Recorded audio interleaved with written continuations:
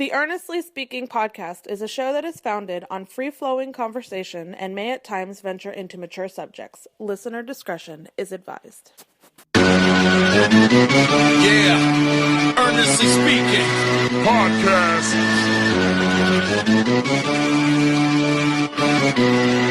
Let's get it. I'm a giant in New York, in Miami carry heat. So much more in store, my product can flood the street. Opinion Nation Godfather, CEO.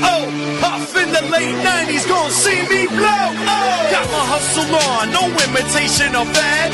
Army of untouchables, Opinion Nation staff. Never an off season, homie, check the numbers. Heart throb in my own right, supplying southern comfort. Earnestly speaking, my ego is well fed. Earnestly speaking, you're too feeble and no threat.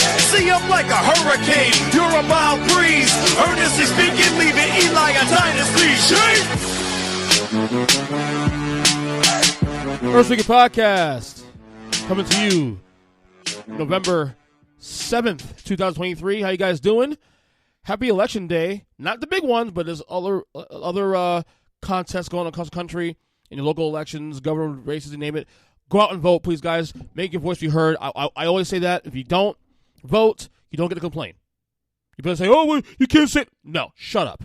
You don't vote. You don't use your voice. You don't get to complain or whine about things not being done. Especially in local elections. I've said for years, local elections, state elections are even probably more important than the federal stuff. I'm just saying. So, anyway, how you guys doing? I got a long day today. This will be the first two podcasts recorded today. We're gonna do obviously the student game report. I'm gonna record that in about a couple hours with Kyle Nash. We had to move the time back a little bit, a couple hours. So it's allowed me to actually go in and do a solo episode here right now because I've been trying to get a couple of these topics here for a couple of days now, and I'm gonna get to it now while I have an opportunity to do it. Not a long show. There's a couple of topics here and there. I'm gonna review my. We're at the midway point of the NFL season right now. As you see, the title of the show is called At the Halfway Point. So I'm gonna give my update. Well, basically where I'm at, or where do I stand right now currently with my over/under predictions, win totals. That was from the free season, of course. I want to touch on also some new polling on Joe Biden. Joe Biden's in trouble, folks. And I know, polls. It's just polls.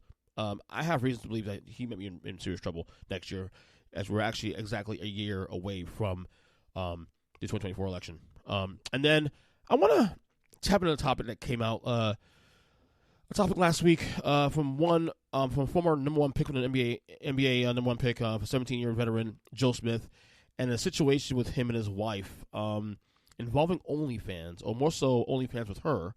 I want to get to that in a second. But let's get to the where I stand right now with my over/under predictions right now. By the way, as I said, student report we do every Tuesday. We'll have that also. As a separate episode later on today. I'll drop that later on today. We're gonna do our midterms as well too with me and Kyle. Give letter grades for each team in the NFL, as well as I'll give my mid-season awards on that episode most likely. Anyway, let's get to this thing first. As we always do every year, we do the previews and all that. You go from A through W. Arizona Cardinals this year, right now they are 1-7, and their over number is 5.5 wins. They're gonna get to the under. Although Kyler Murray is returning to the team this week, he's been cleared to play after a torn ACL last year. Is that a good idea? I don't know. I was one of those people that said that the Kyler Murray probably should have, set up for the year, then rest up, get another high draft pick next year.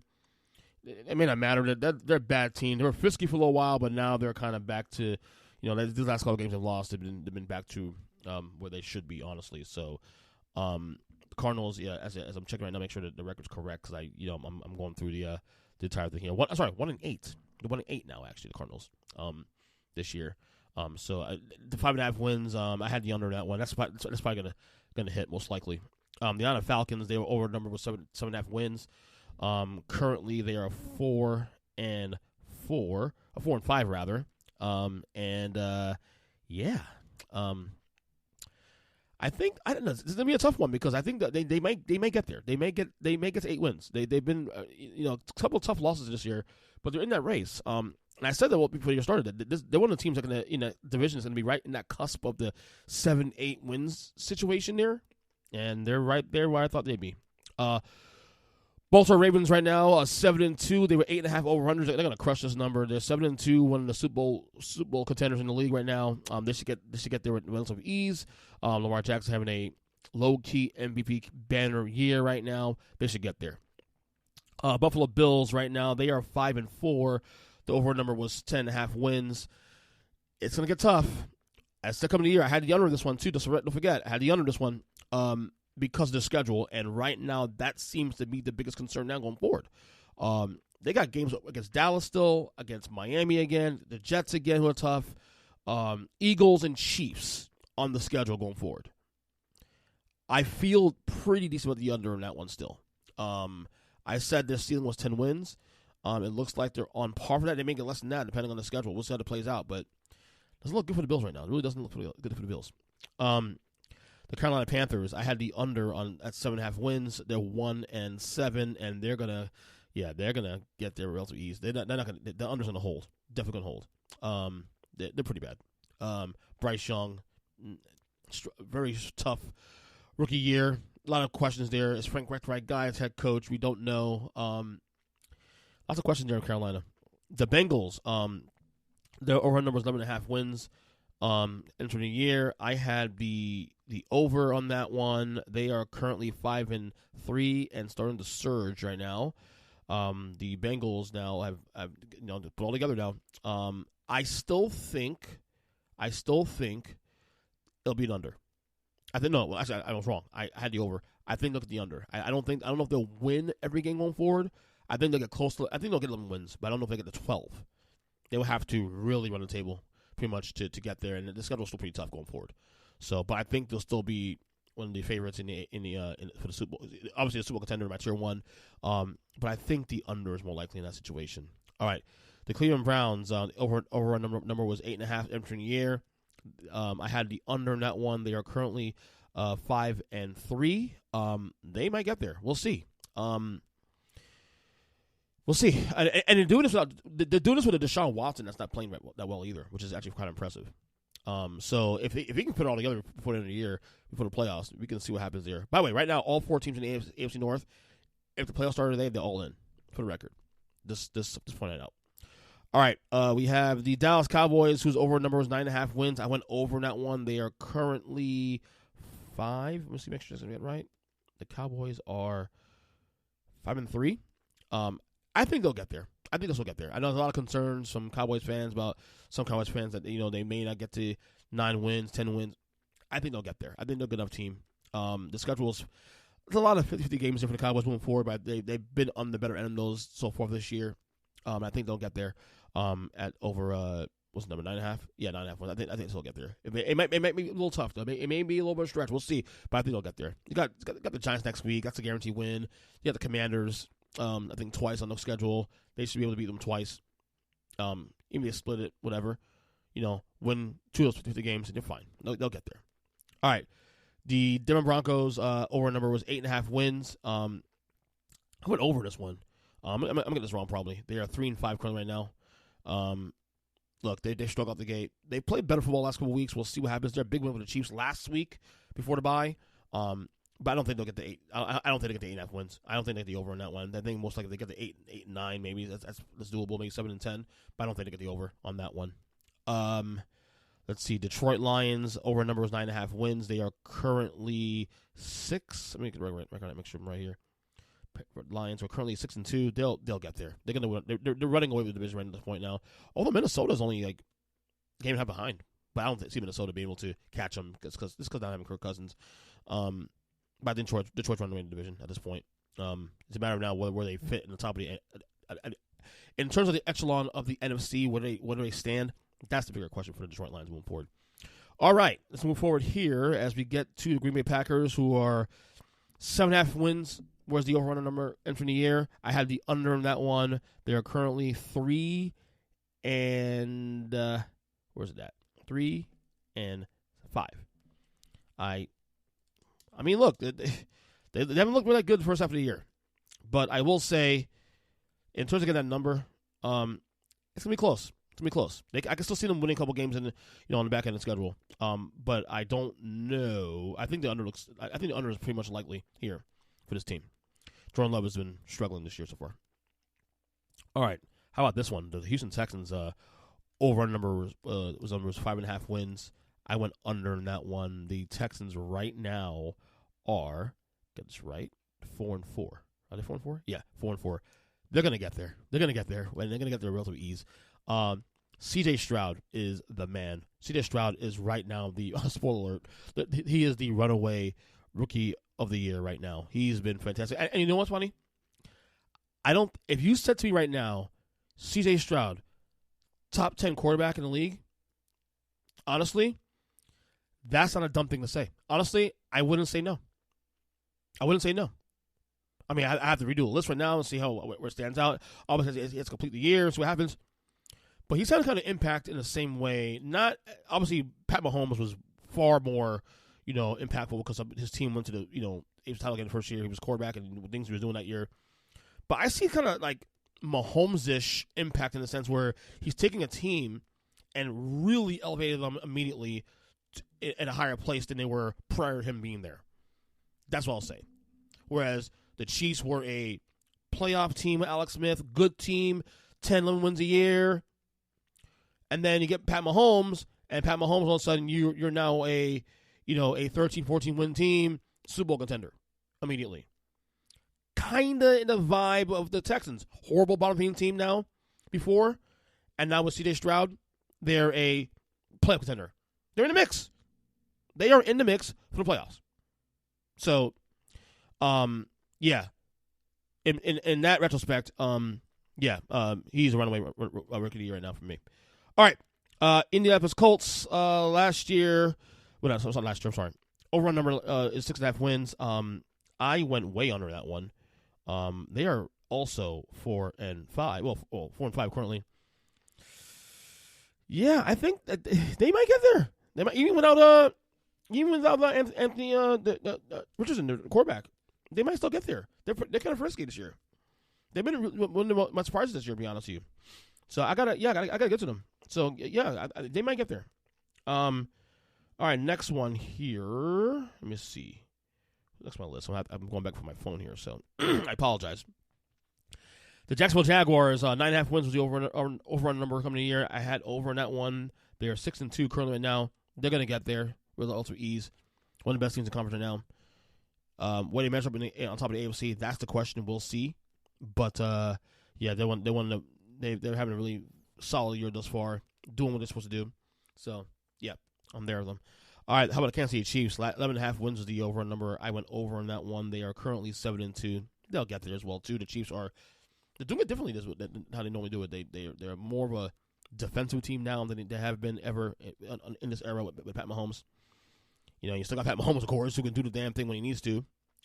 They're still right there in the mix. So they'll get the over in that one. I'm confident in that one. How about the LA Chargers? LA Chargers, their over number is 9.5 wins. They just won last night. They are now 4-4, right? Is it 4-4? Let me make sure I get that right. Yeah, 4-4. That's gonna be tough. They gotta really play better football the rest of the year. I'm gonna say no. I'm gonna say 9-8 is their ceiling this year. Gonna say no. They're kind of up and down, and the injuries too. And I don't trust Brandon Staley. Come on now. So I'm gonna probably be wrong on that one. We'll see. All right, the LA Rams 7.5 wins the over number.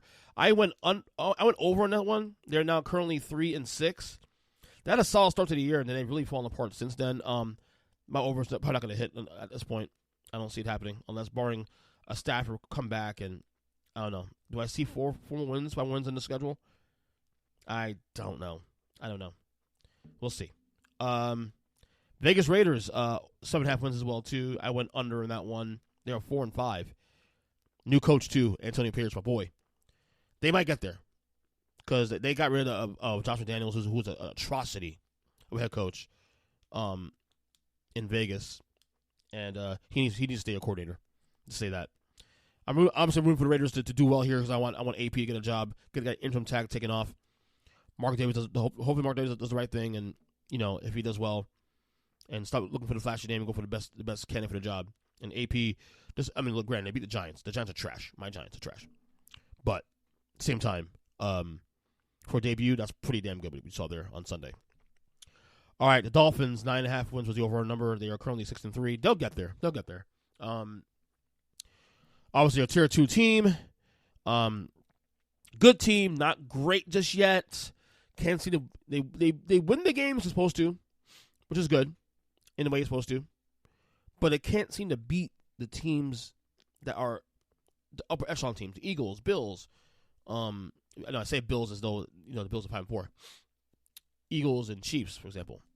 They need to win some more of those games, and they haven't done it yet. So that's the only apprehension of the Dolphins moving forward is, can they be a Super Bowl contender team? They're a playoff contender, not a Super Bowl contender. All right, the Vikings, 8.5 wins the over number. I went over on that one. They're 5-4 now after an 0-3 start to the year. Josh Dobbs the quarterback now. I know they have the rookie quarterback, Jared, whatever his name is. I forgot his name. Vikings, this is gonna be tough though. Can you trust the Vikings to get to this hump here at 9 wins? I don't know. That requires looking at the schedule, and I'm not doing that right now. We'll see. They got some playmakers there. Obviously, got Jordan Addison's been playing great. In absence of Justin Jefferson, who should be back in a couple weeks. I'll say yes. Why not? I'll say yes. They've been playing good football, honestly. All right, New England Patriots, 7.5 wins was the overall number. I had gone under in this one. They are now 2-7, I believe. Make sure that's right. Patriots 2-7. Yeah, that's correct. Yeah, unders on this stick. This could be the end of Belichick in New England. I'm starting to really believe that. I had my boy on Danny G last week on the podcast. We discussed that. He thinks this is last year, regardless what happens at the end of the year. We'll see. All right, we have the New Orleans Saints. Also, 9.5 wins was the over-under number. I went over on that one. They are currently 5-4. This is going to be a close one. I don't think they get there, though. I think it'll be a 9-8 team, maybe 8-9. You can see an 8-win team win division this year, again, like last year, the NFC South, because that division is trash. Right? All right, the New York Football Giants. Oh, yeah. Here we go. 8.5 wins the over number. I went over on that one, being a homer. Clearly ain't going over there. Dumpster fire. Just wait till we do a letter grades for the Giants on the game report we record later on. Yeah, ain't gonna be pretty. All right, the Jets, 9.5 wins the over number. I went over this one. Of course, this is with the assumption of Aaron Rodgers, the quarterback. They're now 4-4. They need 6 wins to get there. I don't know if they get there with Zach Wilson's quarterback, man, unfortunately. As good as stories has been, I just don't know if this team can get over this finish line to get there. So yeah, I'm gonna pass on that one for the Jets. So anyway, next one, Philadelphia Eagles. Over a number entering the year, 10.5 wins. They are now 8-1. They'll get their ease. The Eagles are the best team. Best team in football. Concerns about Jalen Hurts' health right now. We'll see. But otherwise, they'll get to that over at 10.5 win threshold with relative ease. Probably get over there by the end of November. So, all right, Pittsburgh Steelers, 8.5 wins the over number. I went over on that one. They are 5-3. They should get over there, but it hasn't been pretty. They've been kind of like they're winning games because of great coaching and phenomenal defense. And Kenny Pickett's been decent at times and then been trash at times. And I don't know, but I still think it's a stretch because they still got tough games ahead of them on the schedule, and I don't know if they're ready for prime time just yet. So I'm still skeptical they get over that number. All right, the 49ers, San Francisco 49ers, 11.5 wins the over-under number, 11.5 wins. I went under that one. 5-3 currently right now. I'll be honest with you, I still feel good about them being under that number. I think they're still Super Bowl contender. But I think 5-3. They need to get 7 more wins. They could get there, but I think I'm more confident in the fact that I'm not more confident they'll be under the number while still being a massive threat in the playoffs when it starts. All right, speaking of staying in the division, you got the Seattle Seahawks. 1 second. 8.5 wins the over number for the Seahawks. They are also 5-3. They should get there. They should get the over number. 8.5 wins. I think they're a wild card lock at this point. As I've been saying for the last couple of weeks of the podcast. how good are they? We'll see. They had like the Dolphins had an opportunity to be considered a Super Bowl contender and fail massively in Baltimore this weekend. So put that to bed there. All right. The Tampa Bay Buccaneers over number entering the year was 6.5 wins. They are currently 3-5. Is that right? Come on, guys. Scroll up. There you go. Yep, 3-5. Yeah, it'd be tight. They can still get there. I had the over in that one, and it's in the ballpark. 4 more wins. With that schedule, playing division, still common games there. I think it's still a good chance to get that 7-10 record. I don't know if I feel confident about it, but we'll see. All right, the Tennessee Titans. This thing can stop scrolling down and cooperate with me. Thank you. 7.5 wins was the over a number for the Titans. I went under in that one. They are currently 3-5. I feel good about them being on the under. That's even if it goes to 7 wins. So I said that when they started. 7 wins is their ceiling. And now we got Will Levis playing quarterback who has looked pretty decent for the most part, but they need a clean house. They have a great coach there in Vrabel, but they need a clean house. They need to see who their quarterback is going forward. They should have traded Derrick Henry. I had a chance to. But yeah, they got some good pieces there to build with going forward. But I think 7-10 is the ceiling for them.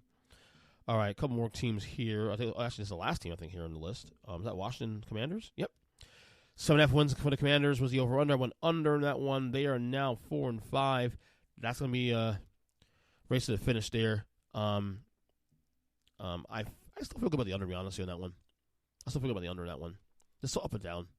There was sellers, too, also, at the deadline as well. So, just saying. So, that's where I stand right now with my over-unders for this year. Of course, when the season's over, we'll review it again, where I got it right, where I got it wrong. But this has been a very fascinating season, to say the least, so far this year. Anyway, let's get to this next topic here and concerning Joe Biden. All right, folks, I love talking about polls. I love talking about politics as a whole. I don't care. You guys say, oh, politics. Shut up. I love politics. I don't care. Folks, let's be real about this real quick. Let's look at things broadly. Let's get out of our camps. Right, left, liberal, conservative, silos, all that. Let's look at politics as a whole. Let's look at the common person. Talk to people around you that may have different politics or different ideology, maybe. And look at the broader scope of what's going on here. Folks, we just saw a New York Times poll that came out this past weekend. And look, we're going to say, oh, the polls. Everybody's saying the polls, I don't trust polls, this and that. Okay, fine. And that's your right. That's your right. But this is what is clear right now. Joe Biden's in trouble. According to these latest New York Times polls, and they're fairly dependable for the most part, in 6 swing states, he is trailing in 5 of them. And some of them are actually outside the margin of error. The concerning one, for example, is Nevada. Donald Trump is beating Joe Biden by over 10 points in Nevada, 52-41. All right? A state that Joe Biden won. By the way, all 60 states are states that Joe Biden won in 2020, for the record. In Georgia, Trump ahead of Biden, 49-43. In Arizona, Donald Trump ahead of Joe Biden, 49-44. In Michigan, Donald Trump ahead of Joe Biden, 48-43. In Pennsylvania, Donald Trump over Joe Biden, 48-44. The only state Joe Biden's ahead in right now, currently, and is by a hair, is in Wisconsin, 47-45. Folks, whether you like Joe Biden, hate Joe Biden, indifferent, he's doing a good job, not doing a good job, the facts are clear. People believe he's too old. And whether it's fair or unfair, that's the reality. And people are going to vote based on that. Now, where I'm concerned more than anything else, because I understand people saying the polls don't be the polls a year out. Boom, boom, boom, boom. Totally get that. Totally with them on that one. Because they got it wrong in the midterms to 2022 midterms. Oh, the red wave is coming. And then what happened? He had nothing more than a trickle. But the issue that might sink Joe Biden's re-election campaign here isn't even inflation, isn't the economy, isn't gas prices. The issue that might really sink Joe Biden's re-election bid is this crisis in the Middle East, in Israel, in Gaza, and whatnot. I've been talking to a lot of people, many of them who are liberals, many of them who voted for Joe Biden in 2020, that have told me, I have relatives, left-leaning relatives, that have told me, I'm going to mention who they are because I don't want to do that have told me on the record this week, they will not vote for Joe Biden at all because of the way he's handling the Israel conflict. Many of those people are on the Palestine side of it. Joe Biden's in a rock and hard place too, because no matter what he does with the Israel conflict, with Palestine or Israel, if he calls out one, he loses a chunk of numbers there, and vice versa. I saw a good friend of mine who'll be on the podcast in a couple weeks, and she said, in Michigan alone, there are over 20,000 Arab Americans who were discussed with Joe Biden. In that state alone, Michigan, he won by only 10,000 votes in 2020. And all those folks have said they're not voting for Joe Biden in 2024. Now, that doesn't mean they're going to vote for Donald Trump. Okay, it doesn't mean that. What have I said for years about the electoral process and the numbers? If Democrats go to the polls like normal, Republicans go to the polls like normal, Democrats always win. Democrats have a larger pool of a voting pool of supporters that vote on that side. The Republicans do. That's the facts. And how we know this is the fact for the last nearly 40 years now, Republicans have not won an election in a quote-unquote convincing fashion since 1988. The last Republican president that actually won an election that was convincing was George H.W. Bush. H.W. Bush, not George W. H.W. Bush over Michael Dukakis in 1988. Since then, George W. won it in 2000, by the slimmest of margins in Florida. Remember the voting machines thing in Florida? Yep, remember that? Fun times, huh? He got reelected in 2004 over John Kerry by the slimmest of margins also as well, too. And the only reason he won that, honestly, was because of the fact that, and I voted for him that year, too, also. He won that because of the war in Iraq, and he has support there and all that. And even then, he still can win by wide margin. Then 2016, Donald Trump wins over Hillary Clinton, the most unpopular candidate in the history of politics. Okay? And yet, he did not win the popular vote. So, it doesn't mean that Donald Trump is winning the election. Or those votes are going to Donald Trump. What it does mean, though, is that what I said last week on the show, and I've been saying for the last couple of weeks on the show about RFK Jr. and third party, this is a fresh year for folks like that. People who are disgruntled with Joe Biden's handling of Israel and everything else, and then folks on the right who can't stand Donald Trump because of the alleged criminal activity and all that. If there's any year you can see a third party guy not win the election, but at least impact it, is this year. RFK Jr. was polling, what's the number? Let me see the poll number here real quick. When polling three ways, according to Quinnipiac, and Quinnipiac is a very good poll for the record, okay? A three-way race between Biden, Trump, and Kennedy. And this is actually, based on these polls, is the only, probably one of the good news for Joe Biden here.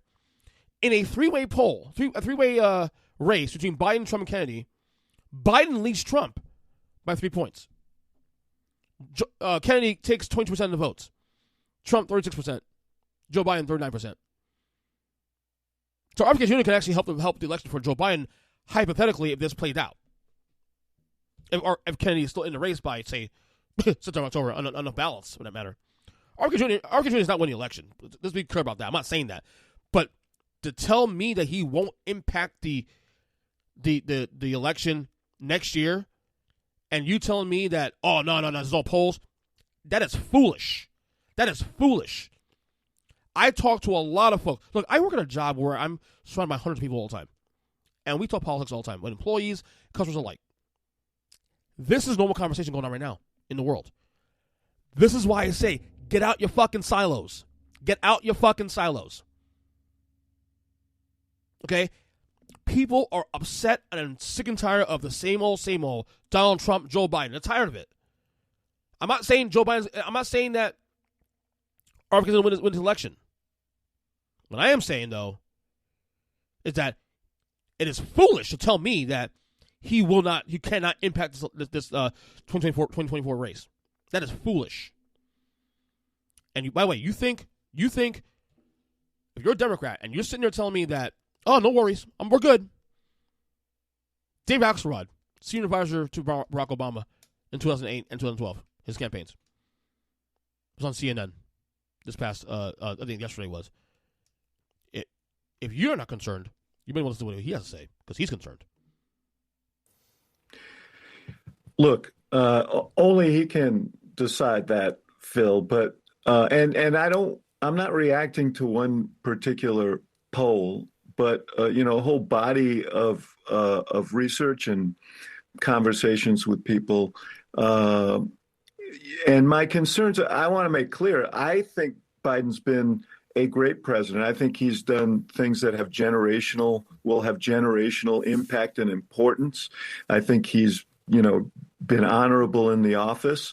I have nothing but good things to say. But as I've said for like a couple of years now, the issue is not for him is not political. It's actuarial, and you can see that in this poll. I mean, there's just a lot of concern about the age issue, and that is something that I think he needs to ponder. Just do a check and say, is this the right thing to do? I believe if he does run, he will be the nominee, and I'm not encouraging people to challenge him. I think the party should fall in behind him if he's the nominee of the Democratic Party, because at the end of the day, this is not a normal race. This is a race about democracy and the state of our democracy and the survival of our democracy. And that's the threat on the other side here. And I know how deeply the president feels about that. So he just has to ask himself, is this the best path? I suspect that he will say yes. But time is fleeting here, and this is probably the last moment for him to do that check. And it's probably good if he does. He's right. He's right. He's not even saying that he should leave the race. No one does not support him. But he also has a good ear for reality. This is what people are concerned about across the country. And you have a guy that's indicted 91 times. 91 counts of indictment. Indicted 4 times, 91 charges. And he's leading the polls in 5 of the 6 important swing states. Just saying, get out your silos. Get out your silos and talk people. Because they're concerned. Joe Biden's in trouble. Okay? And look, he may still win the election next year. But at this point, I'm putting it right now, 55-45 Trump. And even Nikki Haley, who, it's funny, because we were talking about Nikki Haley, not Ron DeSantis, because Nikki Haley is now the assumed number 2 behind Donald Trump in the Republican primary. Nikki Haley is polling ahead of Joe Biden now also, too, and head-to-head. I'm just saying, get out your silos, guys. Get out your silos. All right. Finally, if I get out of here, topic I want to touch on a couple days ago, and I'm probably able to do it now. So, Joe Smith is a former number 1 pick, NBA draft pick from 95, I think it was. I remember him. He was a really good player. He went to Virginia, actually. So his wife, Chavis, whatever her name is, I forgot her name. I don't care, honestly. This story's really bothered me for the last couple of days, honestly. I don't know why, but this has bothered me heavily the last couple of days. So I don't know if they're having financial issues or whatever. I don't know. I'm not gonna, get into all that. But there's a video of her filming him upset because he found out that she has an OnlyFans account. Now, OnlyFans, you guys don't know about OnlyFans. OnlyFans is a app, website that you can sell things. Some folks sell fucking porn. Some people sell feet pictures and boobs and butts and other things. Not just porn, but it has been known to be mostly a site that amateurs do pornographic stuff, adult themed stuff on that platform. That's what it's been known for mostly. So she's filming him on video. She's filming him reacting to him finding out about this. I'm gonna play the audio of him finding out, the video that she posted here. It's stupid, yo. I can't believe I'm sitting here just finding out you got an OnlyFans page. Out of all these years, yo, the disrespect that comes with it, that you could even talk to me before you did it, that's bullshit, yo. That's fucked up, Keisha. I'm telling you, yo, that's fucked up. Her name is Keisha Chambers, by the way. Keisha Chambers is her name. Hey, wait, no. But you're not going to say fuck me or that's fucked up. It's not fucked up. You recording me? What the fuck you doing? Listen, it's not fucked up. And we're going to... Okay, look, so... I have an OnlyFans page, and he's mad because he's just now finding out about it. Of course I'm mad I'm just finding out about it. I'm not doing it with anybody but myself, so why should I have to tell you my choice, my body, my fucking choice? I'm your partner, you're supposed to come to me and talk to me. Joe, I've been talking to you about mad things. I've been asking for solutions to shit. You're not giving me none, so I created one. That's no solution. Not in my book. That's no solution. You knew who the fuck I was when you met me. Before. Now, she said who she was when you met you. Supposedly, she was at one point, either an adult film star or aspiring adult film star. At one point, they've been married about 13 years, allegedly. I don't know if I think where I'm bothered with everything else, I'm not sure I'm more bothered by the fact that he was not told by this. His wife didn't say anything to him or ask him about it, or at least mention to him, or the fact that she's filming the fucking thing. I don't know what bothers me more, honestly. And it also dives into a theme that I especially get bothered by. This is where the old man and lawn thing comes up. Quite frankly, I don't give a shit. Okay? The full-on narcissism of the world today.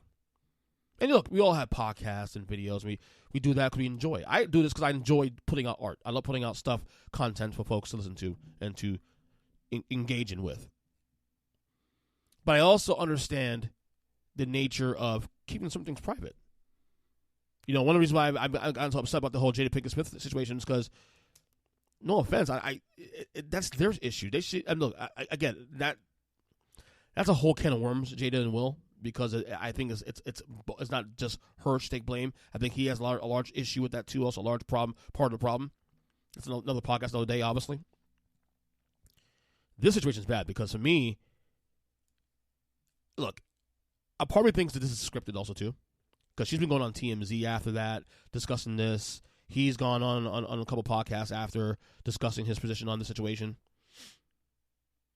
Folks, when it comes to marriage and all that stuff, look, I tend to be progressive on certain things, but I'm also a traditional guy when it comes to marriage. You're a team. If I do anything pertaining to finances, pertaining to myself, especially in a public forum, I at least let my wife know, or consult my wife. Hey, I'm doing this and this and that, because anything I do does impact her, and vice versa.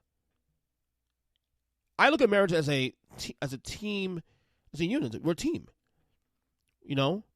Six in health, that do its part. So, when I see something like this, and this woman who's putting herself out there, now look, I don't know what she's doing exactly on there. She's doing porn or feet pictures or boobs. I don't know. But the idea that she's on OnlyFans means something. She's selling something. And because of her background, the assumption is probably she's doing adult-themed material. But Joseph is correct here. If this is actually a real thing, Joseph's in the right here. Correct. Period. End discussion. Okay? You should at least have respect for your man to consult with him and let him know what's going on. Not having him find out randomly on that. And then the worst part is you're filming the fucking thing. You're filming this shit for fucking for likes and for clout. That's the worst part. Is you're filming this shit. Like, you're not to me when I see this, you know what it tells me? And by the way, I'm not woman bashing here, of course.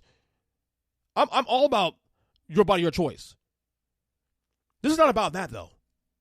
This is about self-respect for you and for your marriage.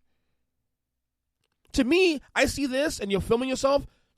You're not a serious person. You're just doing this for clicks. I started following her on Instagram, so I wanted to see what the content she was doing exactly on that, what she's talking about. And she's like, she's not a serious person to me. She's just out there clout chasing at this point. And look, I get there's probably some financial issues I don't know about, whatever. But it's a bad look. It's a bad look. As a man myself, if my wife did that to me, I would be disgusted. More so because she didn't tell me anything. But then on top of that, to fucking film it now, to film that shit and to do that and disrespect me about, come on, man. Something's private, man. That should have been a private issue between you and your man. In-house.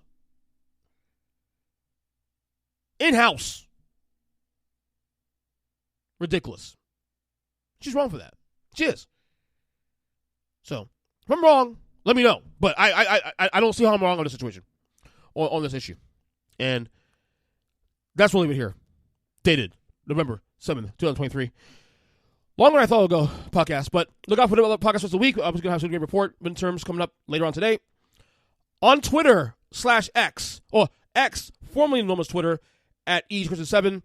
Guys, also please continue subscribing to this YouTube page. We've now crossed 200 subscribers and then some. We're building the page up. Yeah, at youtube.com/Earnest at Earnest Christian. We'll talk to you guys soon. Love you guys. Take care and see ya.